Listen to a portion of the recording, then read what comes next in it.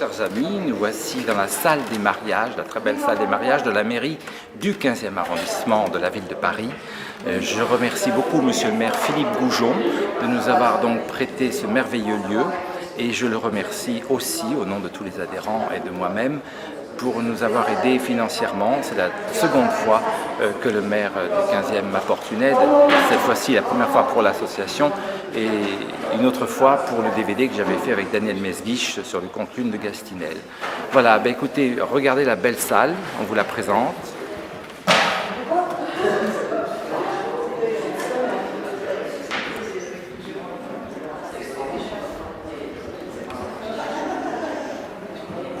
Voilà la très belle salle de mariage. Le monde commence à arriver. Bonjour à tous et bienvenue en tout cas à la PCP. Je pense que vous me connaissez, c'est moi qui ne connais peut-être pas tout le monde, mais enfin, je suis Marc Morel, donc le président de la PCP, et Renaud Grande-Manche, donc, qui est là et qui est le secrétaire de l'association. Vous le connaissez puisque vous recevez beaucoup de mails de sa part, il s'occupe de toute la partie administrative.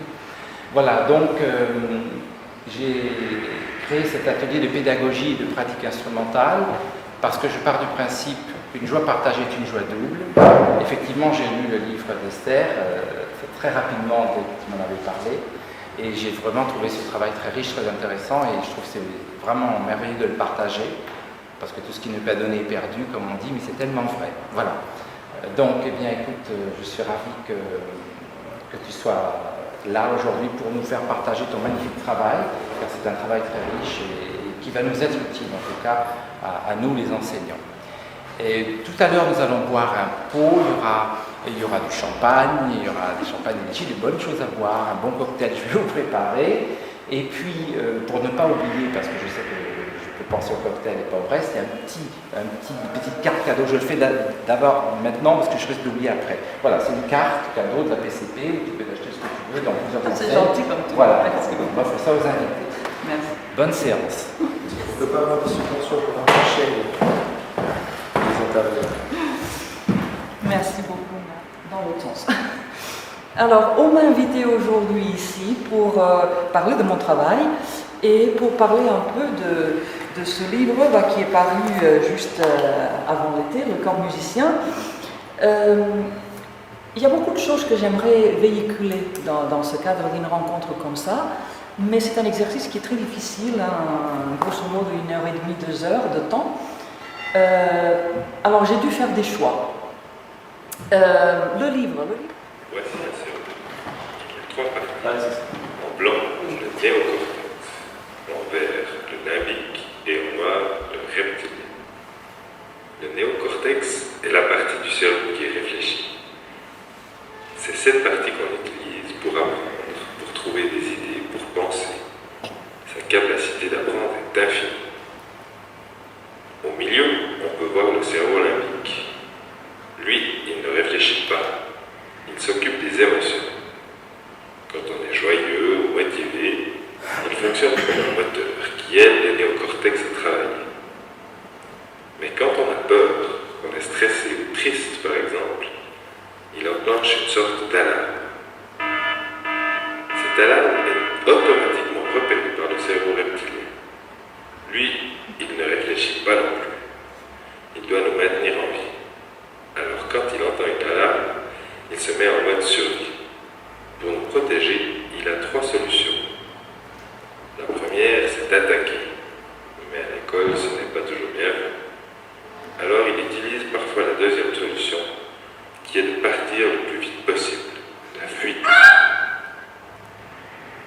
Quand on ne peut pas partir en vrai, on part parfois dans notre imagination. Et la troisième méthode pour nous protéger, c'est de tout bloquer. C'est pour ça que de temps en temps, quand on est stressé, on n'arrive plus à réfléchir, même si on avait bien appris. La seule solution pour nous libérer, c'est d'éteindre l'alarme. Quand l'émotion de peur ou de stress diminue, l'alarme s'affaiblit et le néocortex peut à nouveau fonctionner.